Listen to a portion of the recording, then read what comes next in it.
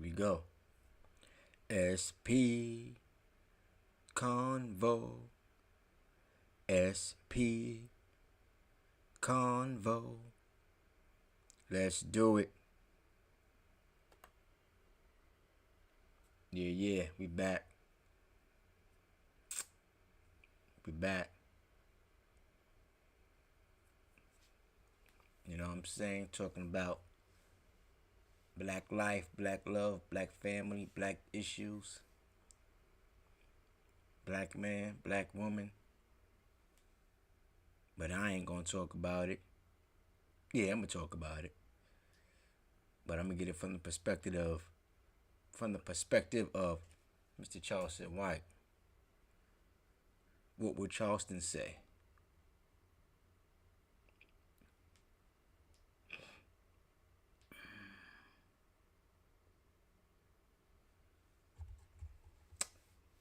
So we're gonna jump right into it. Fair use for educational purposes. It's just what it is. We in there.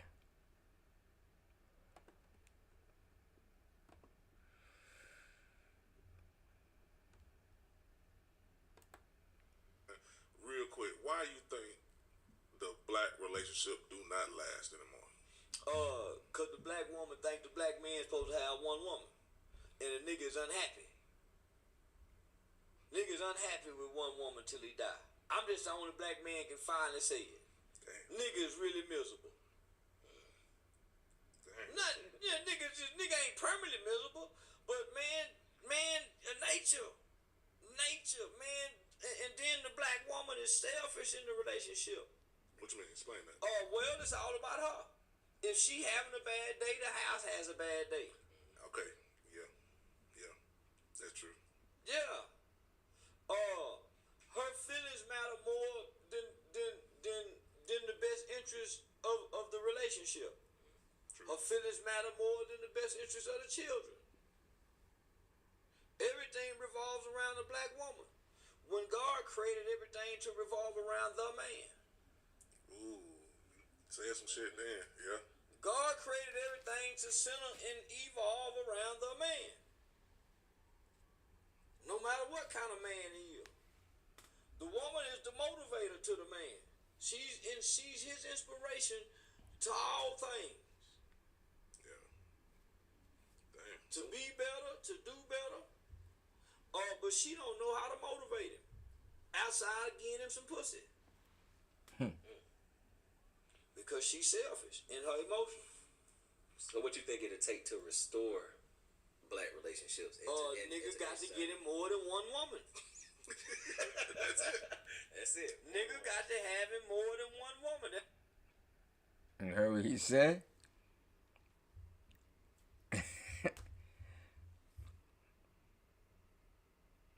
Most men have more than one woman anyway.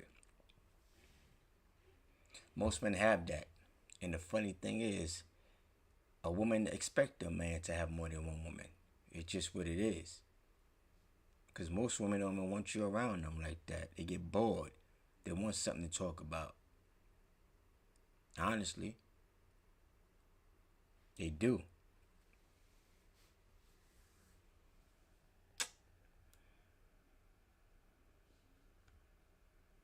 That don't mean he got to fuck all of them, but he got to have him more than one woman.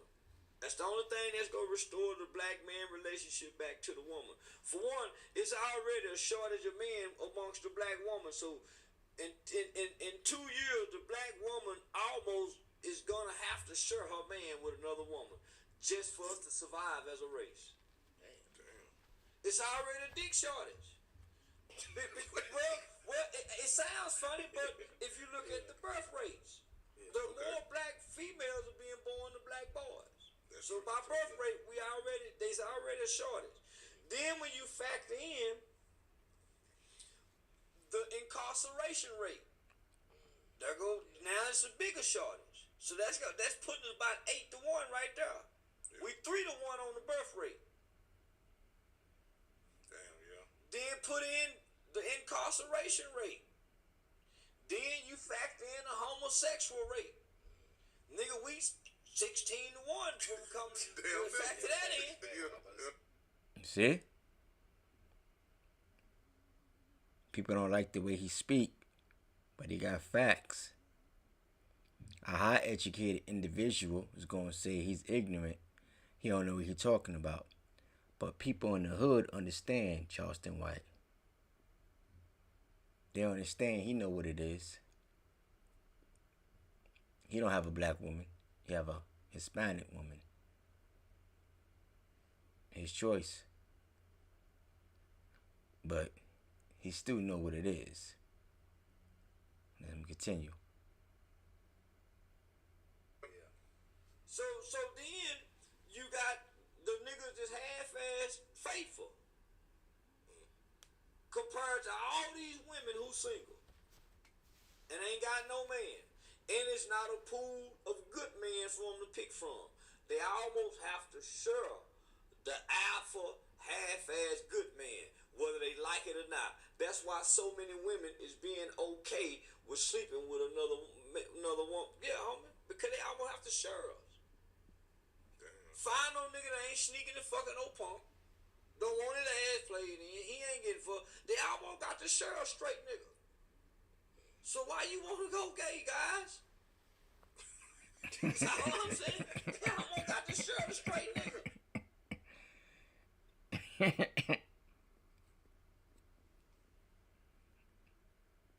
He's talking that hood, man. Talking that shit. He's talking it. That's it, man. He's talking it. Straight, masculine, alpha male. That kind of got his shit together. Somewhat. Just a little bit. Somewhat kind of got his shit together. Yeah. They almost have to share him, let alone for protection. The average black woman don't have a gun in her house. She's afraid of a gun, don't know how to use a gun, ain't never used a gun, and she got kids. So, nigga, that's why you hear a portion of black people now saying, man, I'm thinking about poly. You do? You starting to hear it turn up more and more? Well, that's why you see another portion of the STD rate going high. Because they already sharing. They just ain't came up and said, well, we got to do this anyway for the survival. Not for the pleasure, but for the survival of our race, my nigga. There's too many black women being left alone. Well, you said something. You got it. You got it. So, that's his spill on that. Now, let's see how the females feel about that. Let's see what the females have to endure being in that situation. The sad thing is, oh man, I messed up. I had everything lined up. The sad thing is,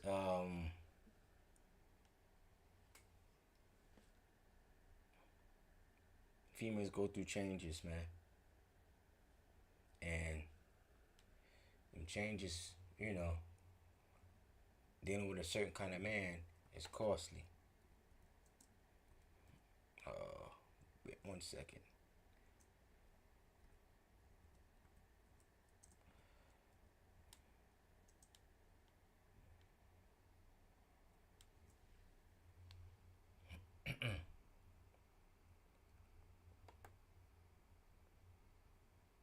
All right, here we go.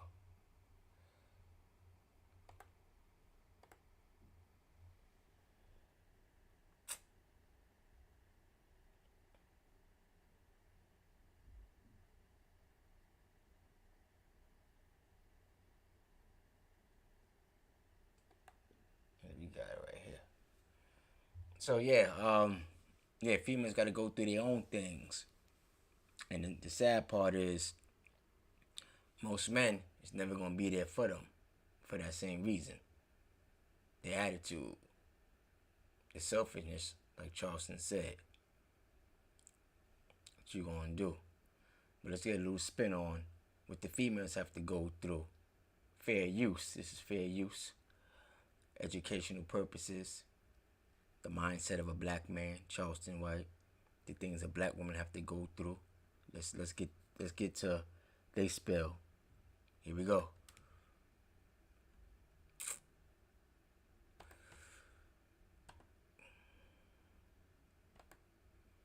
Now to a shocking issue affecting black women across America. New research reveals that African American women disproportionately face serious challenges during pregnancy and childbirth, regardless of their socioeconomic background. Author and professor Kiara Bridges joins Michelle Martin to discuss her new book, Expecting Inequity, and how persistent racism has created a maternal health crisis. Thanks, Bianna. Professor Kiara Bridges, thanks so much for talking with us. Well, thank you for having me. So by now, many people know that Black Americans in the United States are 3 times more likely than white Americans to die from pregnancy-related causes. Okay. But what's so striking about your latest research and your latest book, it's not just that this gap does not close with income or education, it actually widens. And I think that is just the kind of thing that just makes people's heads spin. And so the first thing I wanted to ask is, when you dug in on this particular issue, were you surprised? Absolutely. The statistic that you just mentioned is the engine behind this book. It was discovering that statistic that actually encouraged me, incited me, provokes me to engage in 2 years of research that culminated in Expecting Inequity. And it's not only true for maternal deaths, but it's also true for infant deaths. So the babies that Black people have, when they are at the higher ends of the socioeconomic ladder, they more frequently die than the babies that poor Black people have. So there was something there, and I think there's a common misperception in the United States that having some degree of class privilege, right, having high income, having wealth, having a high status job, that protects you from racial disadvantage, that protects you from racism. And it's true in a lot of respects. Class privilege is protective. However, the fact that Black people are dying more frequently. So she's talking about having her education, having her money up, being in a certain class protects you from, the racism. And most females go towards that way of looking at life than to rather be with a man. Most men have an understanding and a thinking process like Charleston White. I'm a man. I handle my business. I don't have to be extremely educated to provide. No matter if I have the income or not, I'm still going to have a rough way in life because I'm a black man in this country. Or I'm a black man, period, in this world. Well, black women have her struggles as well. But they chose the education route, the career route, the class route, the one to look for acceptance route. And you still see, at the end of the day, a woman is just a woman. So all those other things as costume. You still got to deal with life, having a kid, losing your kid. That don't go away. A lot of black women see a man as less than or less desirable because he didn't want to finish his education. She may have more income coming in than the man, so now she won't look down on the man. Just as Charleston said, most women don't know how to do nothing other than go to school. He didn't say those words, but other than pushing forward to have, they don't know how to use no weapon to protect themselves. They don't know how to get around. They don't know how to look out for what's coming towards them. They're always going to be vulnerable no matter how much education they have. Black families can't stay together because they're on 2 different sides of the spectrum. A man is thinking this way, a woman's thinking that way.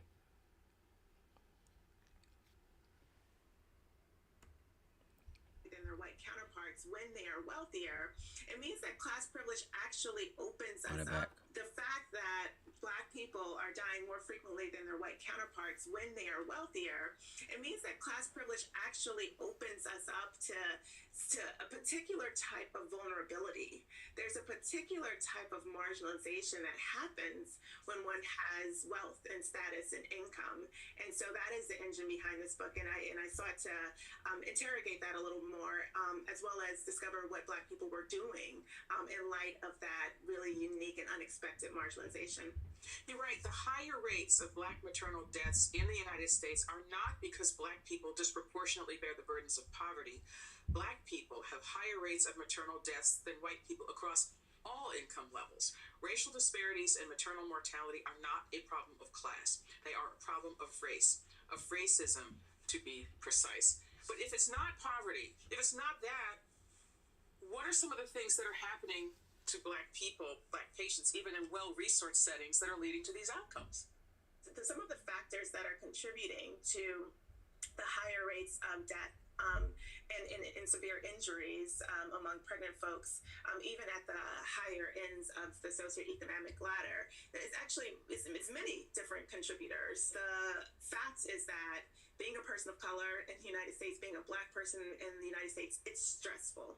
And there's reams of research at this point that demonstrates, it's called weathering. There was a public health researcher, Arlene Geronimus, who has devoted her life to investigating just how chronic stress weathers the body systems of people who are exposed to it. I've also talked about in the book epigenetics, and epigenetics is a very touchy subject to talk about because it's so easily misunderstood as genetics. No one is making the argument that Black people have some race-specific genetic variation that causes us to die more frequently than our white counterparts. Instead, epigenetics refers to the expression of the genes. And the genes are expressed in particular ways according to their environment. And so if you live in a hostile environment, your genes will be expressed in a way that is inconsistent or contrary to life and health. And I tell the story in the book. My maternal grandmother, was a maid in the Jim Crow South. She cleaned white people's houses her entire life. She died prematurely. And I think it would be fantastical to believe that her genes were not expressed in a way that led to her premature death. Moreover, she passed that genetic expression down to my mother. I likely inherited that genetic expression from my mother. And so even though I have all this privilege and all this, elite status and I'm just 2 generations out of Jim Crow. And so it would be surprising if I have not inherited those expression of the genes that would compromise my health and that might lead to the pregnancy complications that might end in death. One of the data points you cite in the book is that African immigrants who come from majority Black countries, within a generation or two, their birth outcomes deteriorate, whereas white immigrants who come from less affluent or less resourced countries in the United States, their birth outcomes improve. Right. So that is a really interesting sort of point right there. So what are some of the other factors? So I think she's saying that the Black female, not just the Black American female, the Black woman, period, once they in some type of stressful environment, that's it for their child, because they can't deal with it. Their body can't take it. So shouldn't that be even more of a willing, determining desire to want to keep a Black man around you, to want to keep your man around you, to want to keep the family together, regardless if you have a man that don't have no education at all, you're still a man. You need that man there. So this is modern times. The woman have the education. The woman have the connections. So the man can stay home, still keep his job, whether it's high paying or low paying. He's still contributing. He still got money to take care of himself and provide for his kids too. You got the more income coming in. The female had the more income. So you're still a family. You shouldn't have to ridicule your man, throw nothing in your man's face, try to belittle him, make him feel as he's non-existent because you have the degree and he don't. Keep that family together. So whether you're from Africa, the Caribbean, Australia, it don't make a difference. If you're black, she's expressing herself saying that wherever the system is, the white people don't die from it. The black women die from it. I think the system is designed for the whites to win and the blacks not to win. So, let's finish this up. Well, there's also segregation, just good old-fashioned residential segregation, which leads to healthcare segregation, and the fact that there are some hospitals that care for more people of color than other hospitals, which predominantly care for white people. And I think a lot of people believe that if you have some status, you have some wealth, you can, as a black person, you can move into a more affluent neighborhood. But studies over the generations have demonstrated it's really hard for black people to live in integrated neighborhoods, because when a critical mass of black people move into those neighborhoods, we experience white flight, and the white families leave, the resources leave, the values decrease, property values decrease, and then we're dealing with under-resourced communities relative to their white counterparts. And so the hospitals and healthcare systems that black people are relying on. Okay, well, she just informed me. She just informed me. Interesting. I didn't know that. I heard the word white flight, meaning when black people move into a predominantly white neighborhood, as more black people move in, white people leave. But I did not know that the financial side of that neighborhood, that community, goes with it. I didn't know white people bring that much money into their community, because the same stores that they left, the same stores that's there. I didn't take that into account. So, for example, if there's a supermarket in that community, white people leave that community. If that supermarket has, I don't know, maybe it's a Indian-owned supermarket, I didn't put that together to say, okay, since the white people left, that supermarket will leave right behind the white people.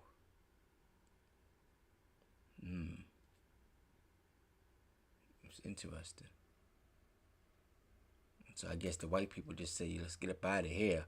And the hell with this neighborhood. Whatever happens, happens. They don't care. It ain't theirs no more. It's almost tribal. You're not my people, so who cares? I could see that being a thought.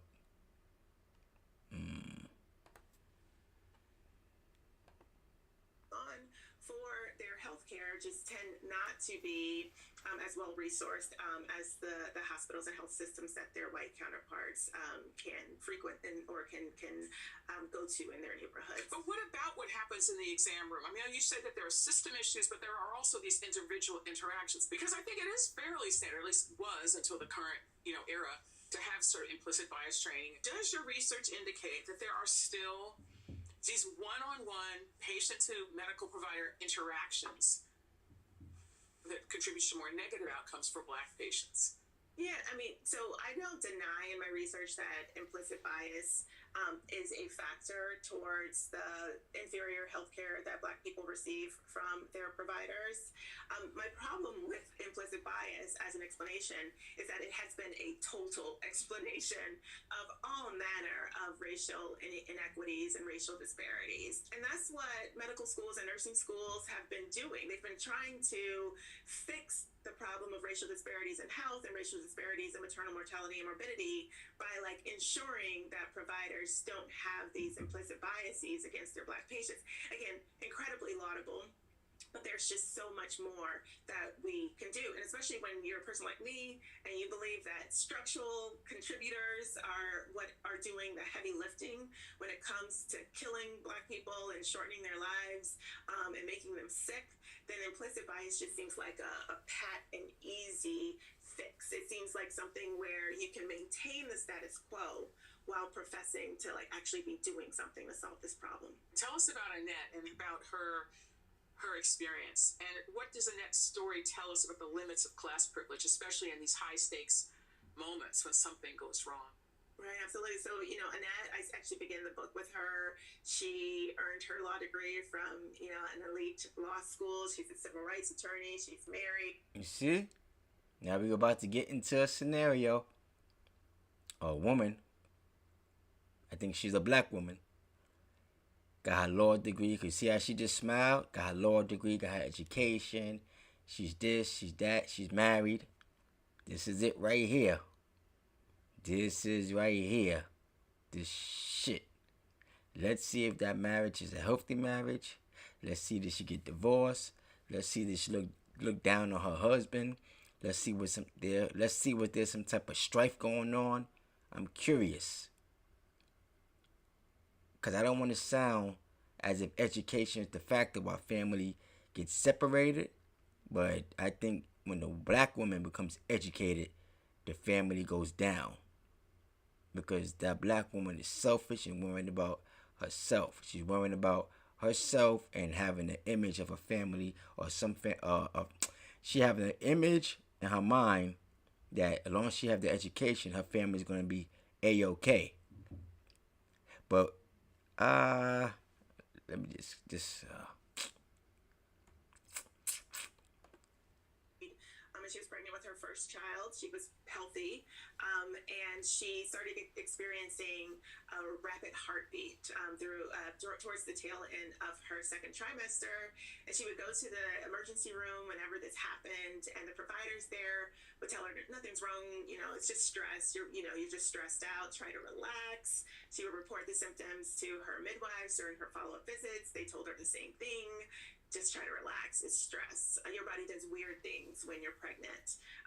Also, during her pregnancy, she would experience these like on a scale of 1 to 10, how much pain are you in? She was like, it's a 25, it's a 50. Like she would become incontinent, vomit, like the whole night, delirium-inducing pain. In fact, they told her that you should probably get a better bra that supports your breasts because it's back pain. So, long story short, it turns out that her rapid heartbeat was caused from a pregnancy-induced heart condition that could have been lethal. They finally diagnosed it when she was in labor. Because she was in a hospital, they did an EKG on her, discovered the heart condition. The delirium-inducing pain was actually caused from pancreatitis. They could have discovered the pancreatitis if by a simple blood test would have revealed that she had elevated levels of her enzymes. No one bothered to do a workup of her to discover sort of the source of her symptoms. In fact, she might have died from the pancreatitis. She ended up having emergency surgery to remove her pancreas. So this is a clear example of like medical neglect. It's a clear example of not paying attention to patients when they report their symptoms. And it did not matter at all that she had a JD from one of the top law schools in the United States. It didn't matter at all that she was married. That her husband was there with her. It didn't matter that she was well spoken. None of these things mattered. They did not encourage her doctors to actually give her the quality of healthcare that she deserved. You also point out that the U.S. is one of only a small number. So basically, this woman here is an educated woman. She had income coming in. She had like I said, the image of family. She had everything checked off. And society could care less. Society could care less. You're a black woman with a degree. Good for you. So I take back thinking that she's going to be this type of woman that's going to mess up her family. It's unfortunate that she lost the child because of what took place, medical neglect.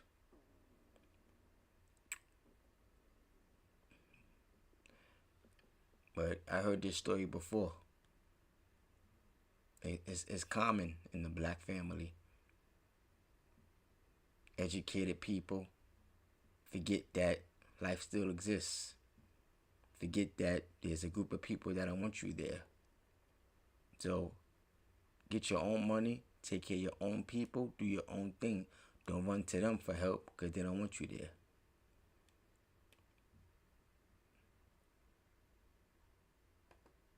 Of countries where maternal mortality is actually increasing. Right. Yes. And the only industrialized nation among that small group of countries. So what if you had Black practitioners, though? Does that make a difference in these outcomes?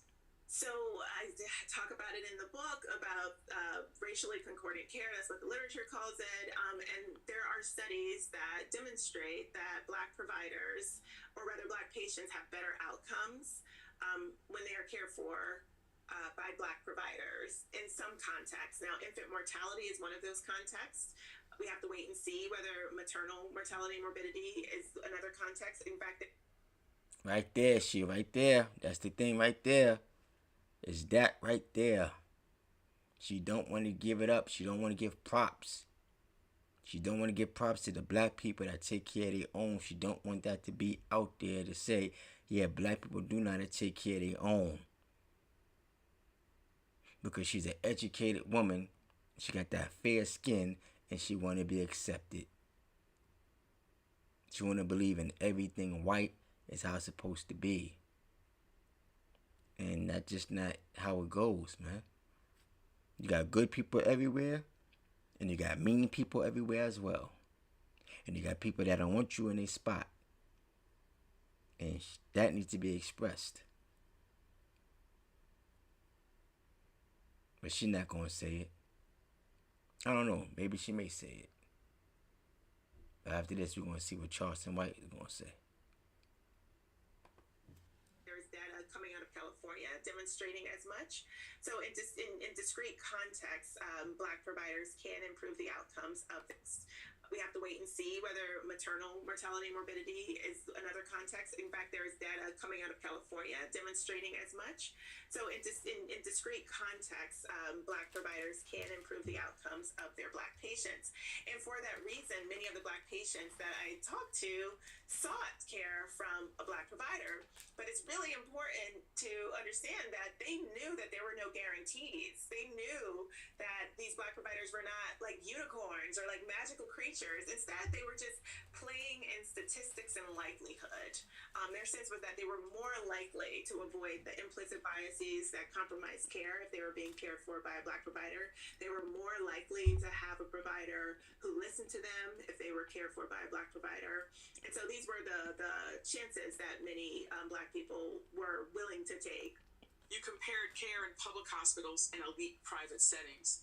And you found that, in fact, even though the kind of actual logistics of getting care from one of these kind of busy public hospitals could be really draining, could be chaotic, could feel demeaning, you still found that some of the outcomes that were actually better. Can you just say more about that? Yeah, absolutely. So I think that we believe that well-resourced settings, the predominantly white settings, will improve our outcomes as people of color. And of course, you know, white folks believe that as well.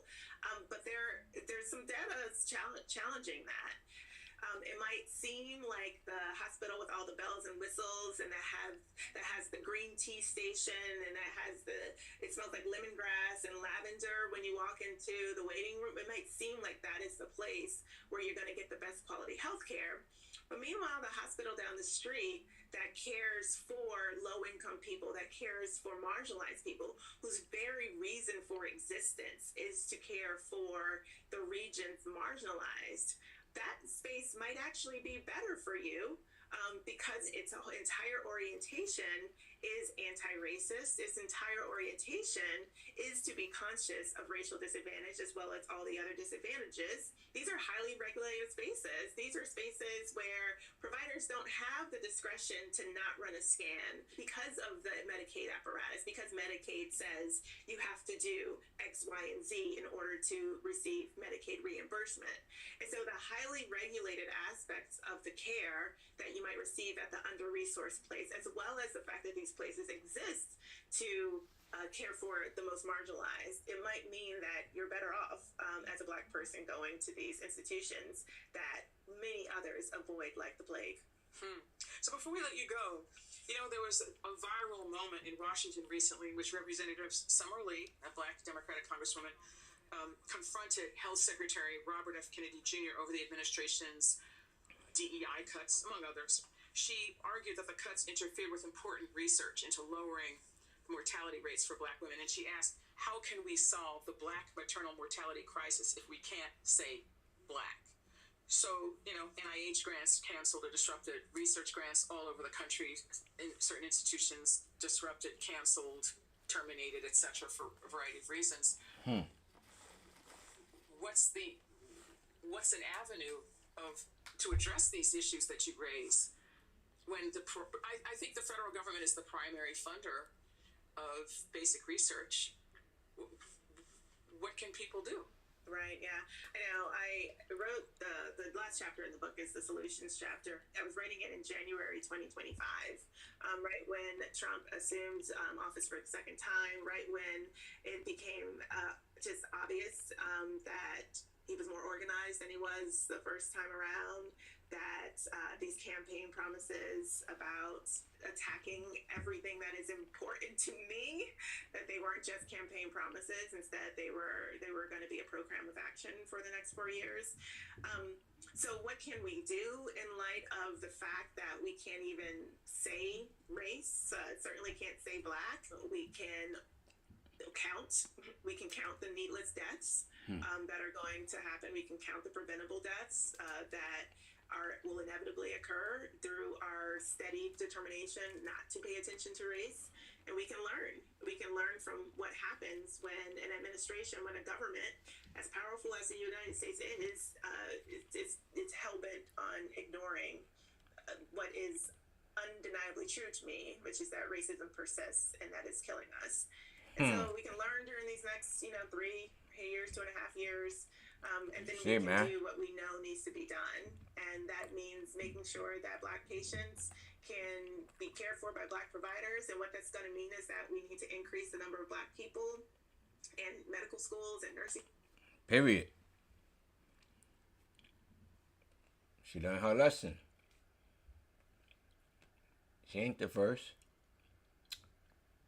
A lot of Black women want to be accepted into that white world, but it's just not made for you.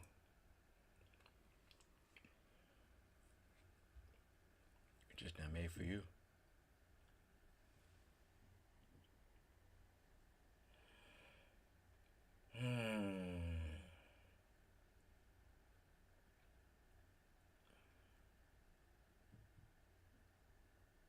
Did we tap on this already?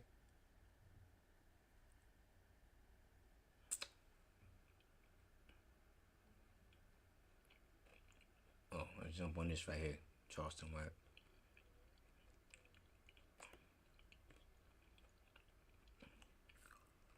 So, that lady right there, unfortunately, had her husband there, and she lost her child.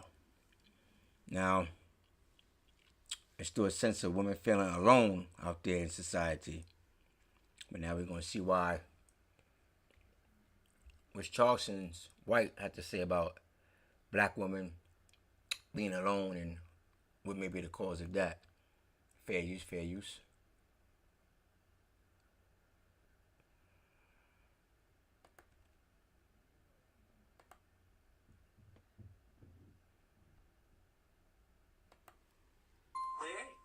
They ain't got no man.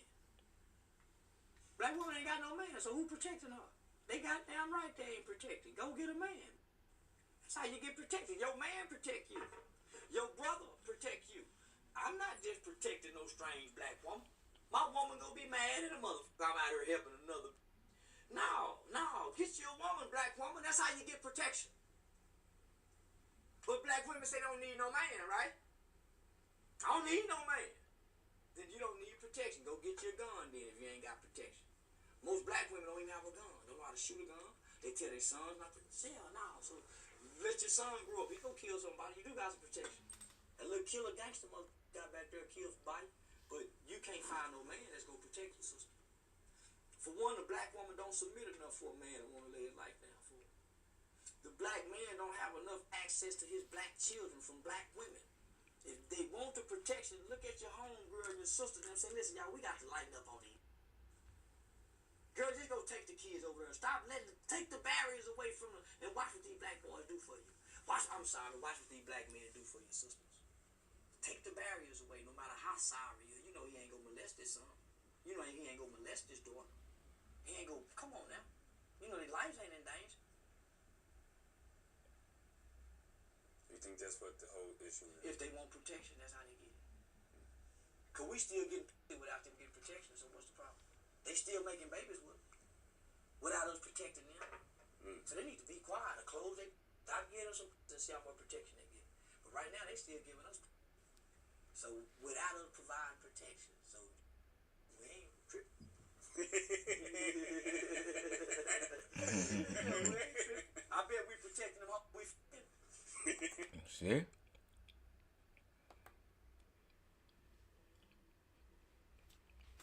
Our families is messed up. Got the women that want to be educated and don't give the man no leeway. Want to treat the man like a child because she have an education. Then when things like that happen, the society that she want to be accepted in don't accept her. She don't want to go back to that black man because she know he's going to have a whole lot to say. So she keep her feelings inside because for the most part, she's an idiot to think that the grass is greener on the other side. With that delusional mindset. Charleston White be dropping them things, man. You don't have a black wife, you have a Mexican wife.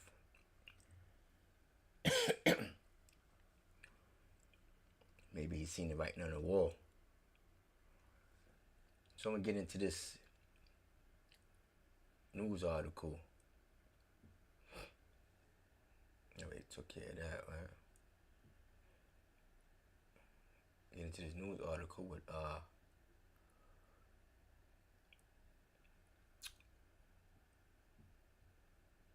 this lady right here. Young lady got in trouble for harming her child. Let's see what that's about. See if she had a man in with her. Because she had a man in the house and he allowed that, he ain't worth nothing.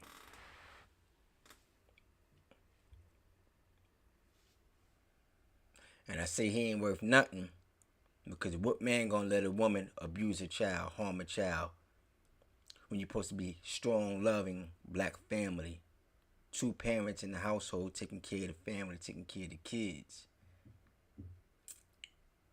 So, let's hear this spill. Let's jump into it.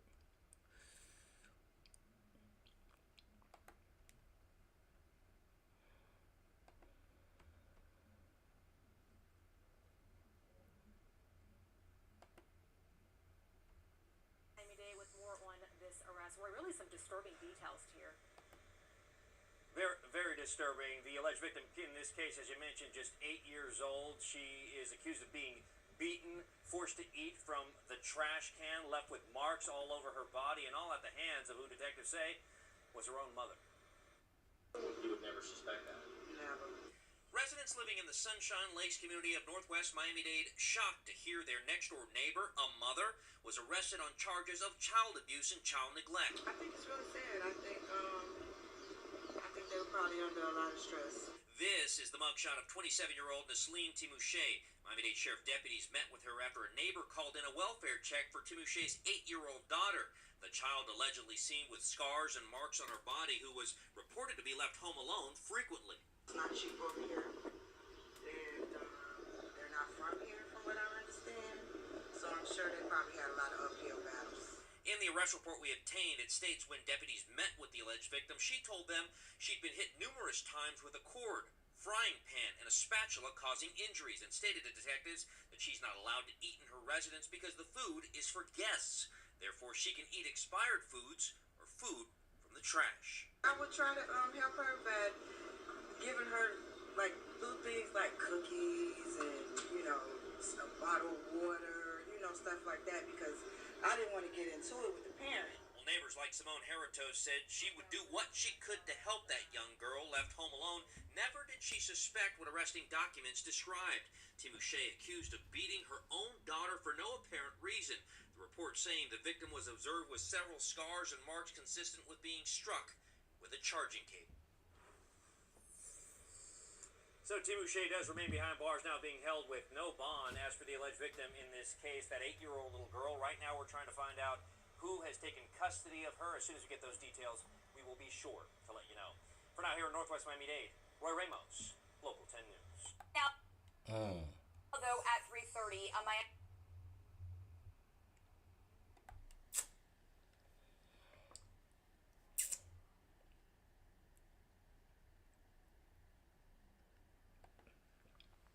Can't win from losing. So it didn't say if a man was living there or not. Maybe she just dealing with that on her own.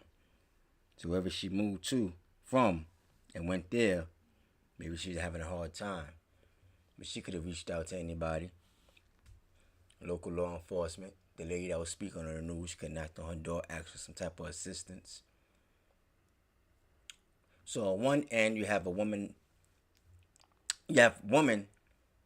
that want to be educated, want to be in that high life society, say they don't need no man, they don't want no man, and then when disparaging things happen to them, first thing they cry why a man didn't protect them.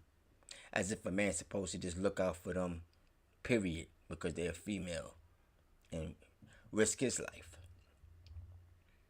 Now on this end, you have a lady that's a single mom abusing her child. No man there to stop that. Let her know what she's doing is wrong.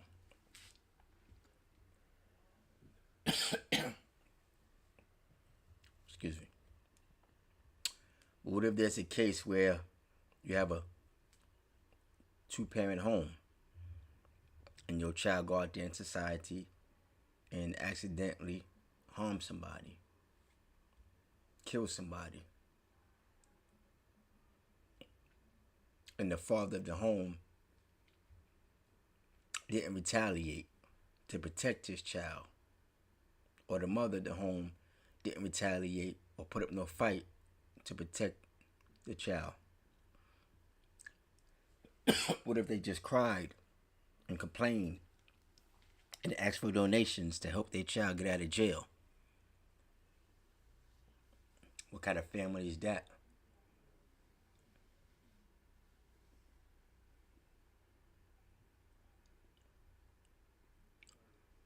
Let's hear what Charleston White had to say about that. Let's get the audio. Doc silence and service. I ain't standing with no weak ass black man. I'm off the case. I'm sending the money back. Go get the weak ass Benjamin Crump. I'm out. Shut up.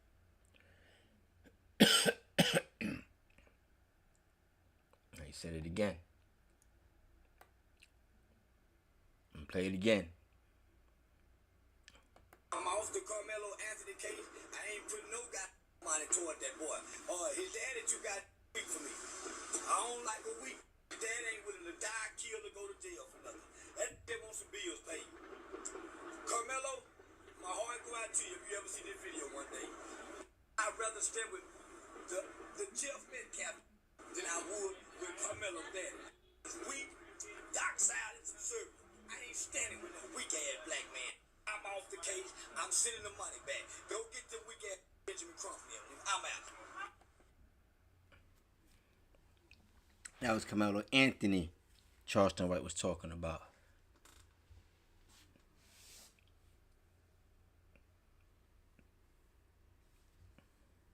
Some living situations do have 2 people in the household, mother and father. Some fathers are scared to go to jail. Some fathers are scared to speak up to the wife. This black family shit is all over the place, man. It's all damaged and broken and ruined. The average family lasts 5 years. If you have a family at age 19, 20, by the time you're 23 years old, you don't got your family no more. Most guys don't want to keep a job. Most guys get upset that the female is not sharing her benefit resources. Welfare benefits, SSI check. That man wants some of that money too. He don't want to get up and go to work. He wants the government to take care of him through the woman. Now that's low class living. But you have a lot of black people in that position. That's what Charleston White was talking about.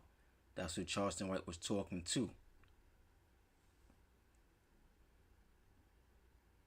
Or you have a lot of black women that want a man like that, depending on her.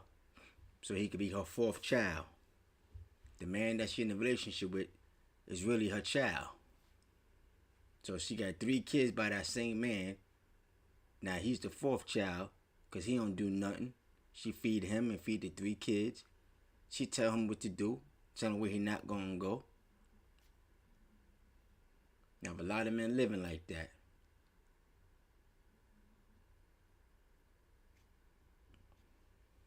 So I just shared, videos of different talking points. An educated woman, how she spoke. And what happened to an educated lady with her husband there. The system didn't take care of her. Then a young lady taking care of a child by herself, going through the struggle. So she harmed the child and treat the child wrong, which is a cry for help. Because I don't think no mom really want to hurt their child. But when she overwhelmed, no man there to lead her, give her no direction, give her no structure, give her that backbone, let her know everything gonna be alright, give her that strong hug, they resort to violence. You heard Charleston talk about women don't want no man there. Most of them don't want no man there. They want to do what they want to do, but when it gets overwhelmed, they want a man just to come out of nowhere. You understand? A lot of these women want a superhero. But superhero come in packages that you could buy from Target and Amazon. You want your superhero? Go to Target, Amazon. That's where you can find your superhero. Come in packages. Word. So that's just what it is, man. That's just what it is. Keep a family together. Takes 2. Hold the family down. It takes 2. Making sure you got your shit down packed. It takes education, good income, strong mental. Both parents on the same page. When one feel weak, the other one gets strong. When one feel weak, the other one gets strong. 2 strong structures. Nobody could penetrate that. So I just threw that out there today because it's just on my mind. And Charleston White could break that down better than me. He could express it better than me.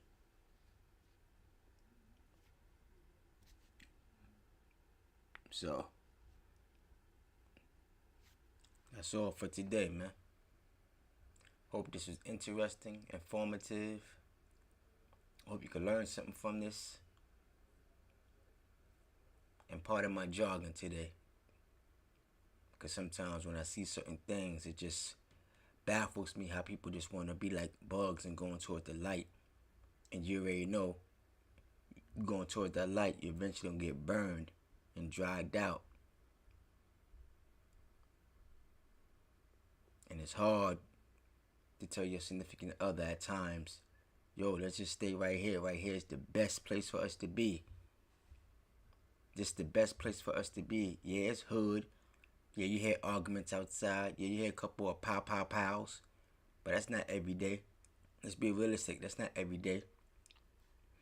Because going to them suburbs, you don't know what to expect, man. It's too quiet. You don't come from that environment. Or been a long time since you came from that environment. It ain't how it used to be. The suburbs ain't really what it used to be. You gotta be careful out there in the burbs. Stay in your rural town with people that look like you, man. You better off. get your money, do what you gotta do, and live. Black unity, black family, black love, black life. Humanity, we all the same. But if you're gonna break into categories, you gotta stick with the blacks. Because I'm a black man.